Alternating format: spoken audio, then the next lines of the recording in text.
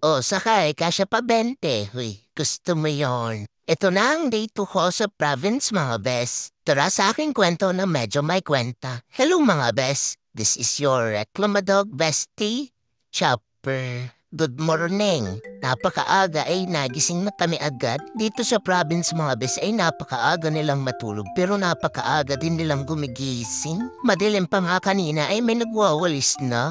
Uy, mula sa bahay nga nila mami ko, nag-tricy kami papunta sa palengke. Hindi buong araw bukas yung palengke dito sa malapit sa amin, mga bes. Kaya maaga silang nagpunta. Lola, bili mo din ako ng chimkin. Napansin nga ni mami ko na scared ako sa tunog ng mga nagcha-chop-chop ng karne, mga bes. Kaya yan at bumalik na lang sila sa Tracy at iniwan na lang ako kay Tito. Pero natapos na silang mamalengke, nawi na din kami agad. Love na love ko talagang gumala, mga bes. Kahit nang lakas talaga ng turbulence dito sa Tracy. Uy, gusto mo yarn.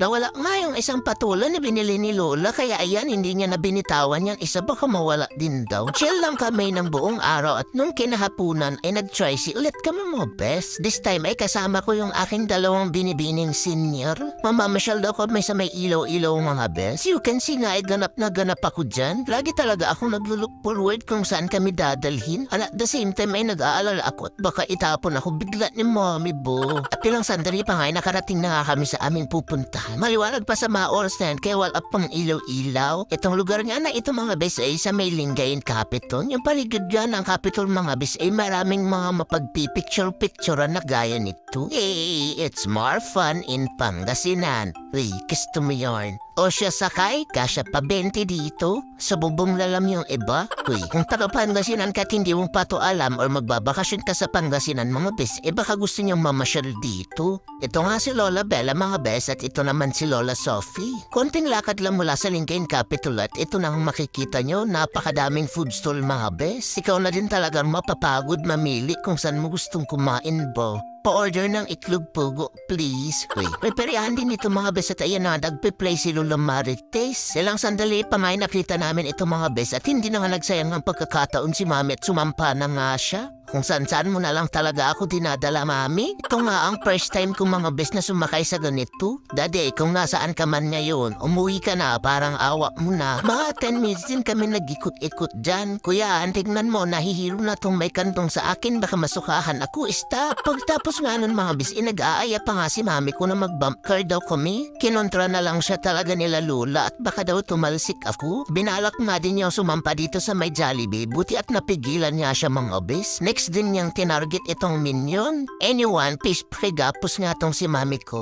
Meron din haunted house dito, mga bes. Ay wala yung mga multo dyan, mas nakakatakot si Mami ko. Uy, kako nga sa inyo, mga bes, marami talagang mapupuntahan dito. Maraming kung anong hugis na ilaw-ilaw. Hindi ko nga mawari kung nag-i-enjoy nga si Lola Bella. Ayan, Lola Bella, magpa-picture ka dyan. Supi, maglakad ka naman, oy.